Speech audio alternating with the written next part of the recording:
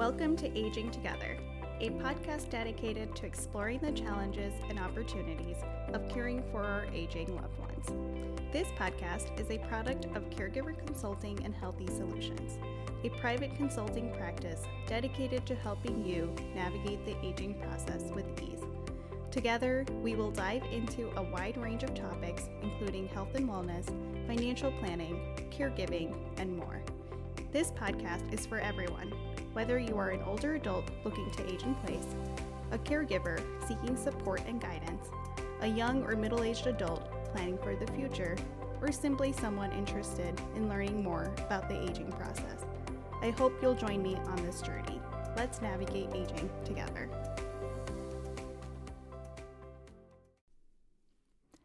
Hello and welcome back to Aging Together. Last week, I mentioned that I recently found out that there are dedicated months throughout the year for almost anything and everything you can think of. For example, January is National Hobby Month. Last episode, we took a dive into understanding the importance of social engagement in the aging population. This week's topic continues in a similar theme. In this episode, we'll be discussing strategies for helping seniors maintain their independence. This, of course, can be highly important in order for them to be able to engage in their hobbies. As we age, it is natural to experience changes in physical and cognitive function that can impact our ability to live independently. However, with the right support and resources, seniors can continue to live independently and maintain their dignity and quality of life. First and foremost, preventative health screenings. Having a regular checkup on blood pressure, cholesterol, cancer screenings, bone density testing for osteoporosis, and annual vaccinations, such as for the flu and pneumonia, can help identify potential health issues and allow you to take steps to prevent or manage conditions before they become serious.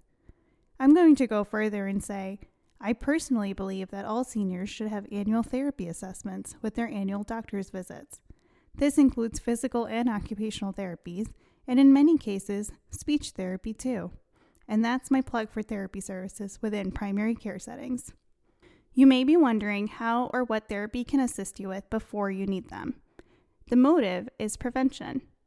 A preventative physical therapy assessment can highlight new or developing difficulties with strength, balance, coordination, posture, your walking technique, and much more.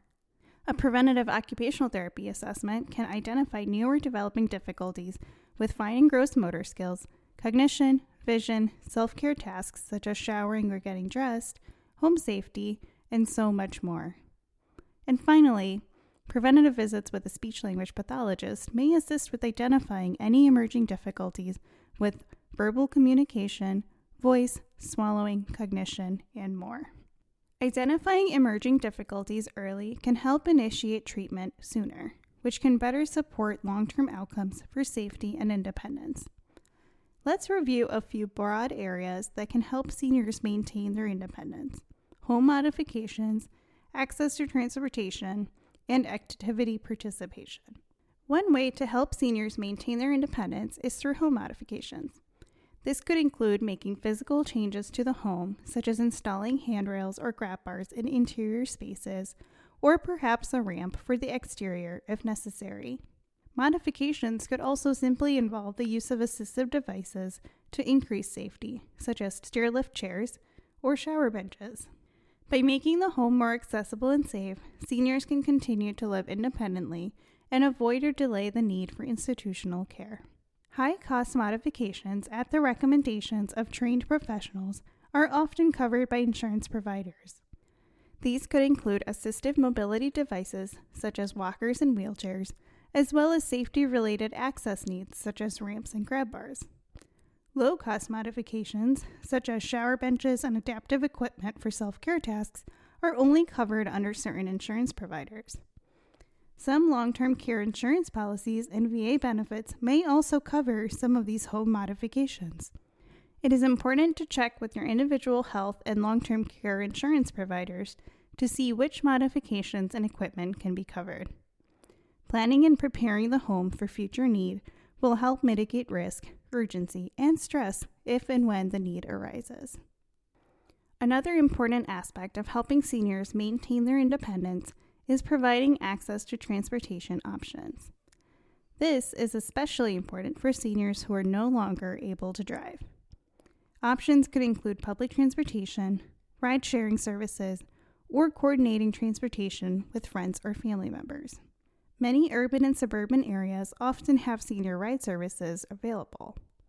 In the Chicago area, we have Pace Paratransit Dial-A-Ride services for $1 a ride. While it requires an application to qualify for their services, it offers a fixed route system that is entirely accessible to seniors and people with disabilities. It may be helpful to link into it as soon as you anticipate a transportation-related need arising. Finally, the general wellness of our seniors is integral to their ability to remain independent. It is incredibly important to encourage seniors to stay physically active. Exercise can help improve strength, mobility, and overall well-being. It can be tailored to the individual's abilities and interests, going back to the hobby list from last week's episode. Physical activity can involve walking, swimming, or participating in a low-impact exercise class. In addition to physical well-being, it is important to address the social and emotional needs of seniors. Circling back to the data on loneliness and social isolation in our elders, it is highly recommended to connect seniors with support groups or organize activities that provide social interaction and a sense of purpose. Overall, it's important to recognize that helping seniors maintain their independence is a team effort. It may involve the senior, their healthcare providers, and any caregivers or family members. By working together, we can develop a plan that addresses the individual's needs and helps them maintain their independence and quality of life. In conclusion of today's episode, helping seniors maintain their independence is an important aspect of aging well. By making home modifications, providing access to transportation options, encouraging physical activity, and addressing social and emotional needs, we can support seniors in living independently and maintaining their dignity and quality of life. Thanks for joining me this week again in learning how to keep our seniors independent. At Caregiver Consulting and Healthy Solutions, we are dedicated to helping you navigate aging together. February is Black History Month and American Health Month. Tune in next week to hear about the history of senior care in Black America and its current implications for aging. I hope you'll join me again.